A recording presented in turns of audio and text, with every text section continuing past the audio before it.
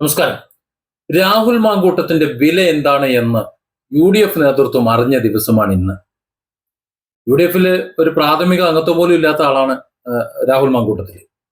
അറിയാമല്ലോ, പിടിച്ച് ലൈംഗിക ആരോപണം, എന്താണ് പെണ്ണ് കേസ്, ഇതൊക്കെ ആരോപിച്ചപ്പോ അതാണ് ശരി എന്ന് പറഞ്ഞുകൊണ്ട് UDF നേതൃത്വം ചുരുട്ടി മൂലക്കിട്ട ഒരാളാണ് രാഹുൽ മാങ്കൂട്ടത്തിൽ. എന്നാൽ പാലക്കാട്ടുകാർ കൈയൊഴിഞ്ഞില്ല. അതേ രാഹുൽ മാങ്കൂട്ടം തന്നെ വേണ്ടി വന്നു UDFന്റെ മാനം രക്ഷിക്കാൻ. പാലക്കാട് ഒരു സ്ഥാനാർത്ഥിയുടെ നാമനിർദ്ദേശ പത്രിക തള്ളാൻ പോവാണ്. അതിന്റെ കാരണം അയാൾക്ക് ബാങ്കിലെ കുറച്ച് ബാധ്യതയുണ്ട്. അങ്ങനെ നാമനിർദ്ദേശ പത്രിക തള്ളാൻ നിൽക്കുന്ന സമയത്താണ് രാഹുൽ മാങ്കൂട്ടത്തിനെ ആരൊക്കെയോ വിവരം അറിയിച്ച് രാഹുൽ മാങ്കൂട്ടത്തിൽ ഓടിപ്പാഞ്ഞ് അവിടെ എത്തുന്നത്. അദ്ദേഹം നിയമങ്ങളും ചട്ടങ്ങളും, ഈ തെരഞ്ഞെടുപ്പ് കമ്മീഷൻ ഇത് സംബന്ധിച്ച് വളരെ വ്യക്തമായ ഒരു നിർദ്ദേശം, ഒരു സർക്കുലർ പുറപ്പെടുവിച്ചിട്ടുണ്ട്. നേരത്തെ ഇത് സംബന്ധിച്ച് ഒരുപാട് ഉടായ്പകളും മറ്റും നടന്ന് പല സ്ഥാനാർത്ഥികൾക്കും അവരുടെ നാമനിർദ്ദേശ പത്രിക തള്ളപ്പെടുന്ന സാഹചര്യം വന്നപ്പോൾ വളരെ വ്യക്തമായി ഇലക്ഷൻ കമ്മീഷൻ പുറത്തിറക്കിയ മാർഗരേഖ, ആ രേഖയുടെ ഓരോ ഭാഗവും 13 ഒക്കെ വളരെ വ്യക്തമായി പറഞ്ഞുകൊണ്ട് ഈ വരണാധികാരിയോട് വാദിച്ചപ്പോൾ, പറഞ്ഞു മനസ്സിലാക്കി കൊടുത്തപ്പോൾ വരണാധികാരിക്ക് രാഹുൽ മാങ്കൂട്ടത്തിന്റെ വാദം അംഗീകരിക്കേണ്ടി വന്നു. തള്ളാൻ പോയ നാമനിർദ്ദേശ പത്രിക സ്വീകരിച്ചുകൊണ്ട് നടപടിയെടുക്കേണ്ടി വന്നു.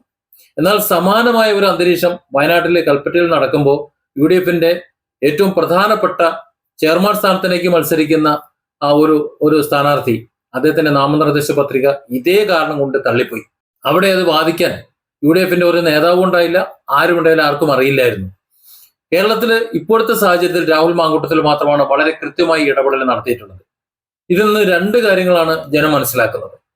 രാഹുൽ മാങ്കൂട്ടത്തിന് ഇത്തരത്തിൽ വേണ്ടതുപോലെ വേണ്ട സമയത്ത് കൃത്യമായി കൈകാര്യം ചെയ്യാൻ അറിയാം എന്നത് എതിരാളികൾക്ക് വിഷമമുണ്ടാക്കും. അതുകൊണ്ട് തന്നെ അവർ രാഹുൽ മാങ്കൂട്ടത്തിനെ തകർക്കാൻ വേണ്ടി ഏതറ്റം വരെയും പോകും, ഏതവസരവും മുതലെടുക്കും. രണ്ടാമത്തേത്, ഇത്തരത്തിൽ അവസരം കാത്തിരിക്കുന്ന എതിരാളികൾ, ആ എതിരാളികൾക്ക് അടിക്കാൻ ഒരു വടി ഉണ്ടാക്കി കൊടുക്കുക, UDF നേതൃത്വത്തിന് അടിക്കാൻ ഒരു വടി ഉണ്ടാക്കി കൊടുക്കുക.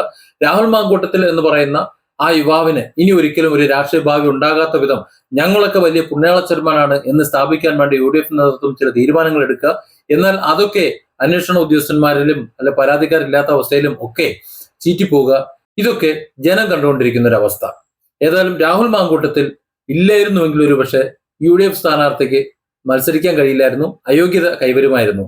ശരിക്കും ഇത്തരത്തിൽ അറിവും ബോധവും വിവേകവുമുള്ള ഒരു നേതാവ് UDFന് ആവശ്യമാണ് എന്ന് UDFന് ഇപ്പോഴെങ്കിലും ബോധ്യപ്പെട്ടിട്ടുണ്ടാവും.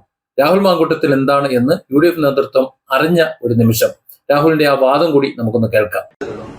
അയോഗ്യതകളും മാർഗനിർദ്ദേശങ്ങൾ പുറപ്പെടുവിക്കുന്നു. അതിനകത്തെ ക്ലോസ് നമ്പർ 30, ബാങ്കുകൾക്കോ സർവീസ് സഹകരണ സംഘങ്ങൾക്കോ നൽകാനുള്ള കുടിശ്ശിക സർക്കാരിനോ തദ്ദേശ സ്ഥാപനത്തിനോ നൽകുവാനുള്ള കുടിശ്ശികയിലേക്ക് എഴുതാൻ കഴിയില്ല.